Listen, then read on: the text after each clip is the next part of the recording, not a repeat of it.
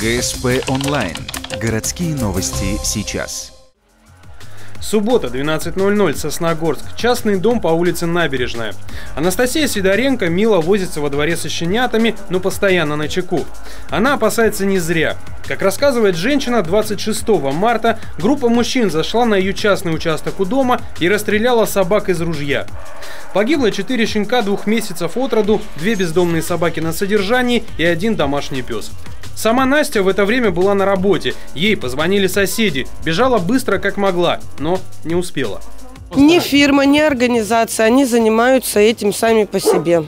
Пустили где-то объявление, может в интернете, может где-то в городе развесили, что выполнят такую-то услугу. Кто-то им позвонил, кто пока неизвестно.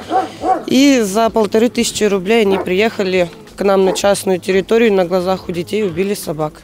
Дети Анастасии были дома. Когда услышали выстрелы, подумали, что запускают фейерверки. Мертвых собак расстрельная команда утащила за сарай. Настя с мужем позже похоронили их сами. Как рассказывает хозяйка дома, за собаками она ухаживает давно. Отношения с соседями разные. Кто-то помогает, другие собак на придомовой территории воспринимают в штыки. Анастасия написала заявление о жестоком обращении с животными и проникновении на частную собственность. Кроме того, есть мысль добавить к этому заявление об угрозе для здоровья детей. Нас предупредили о том, что ничего серьезного этим людям грозить не будет. Единственное, чем они могут компенсацию заплатят. То есть такое вот.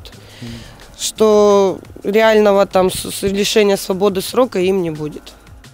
30 марта за комментарием мы обратились в межмуниципальный отдел МВД России по Сосногорску. Удивительно, обращение гражданки Сидоренко не нашли. Кто этим занимается и какова ситуация на сегодня, неизвестно. Однако обращение телекомпании ГСП зафиксировали, по нему состоится проверка. А пока Анастасия с мужем планируют полностью огородить территорию у дома, как только сойдет снег. К счастью, некоторые щенки остались живы, их готовы взять в заботливые руки.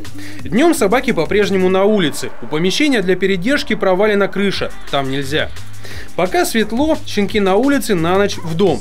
Настя с мужем дежурят по очереди, с работы отпросились, сейчас не до того.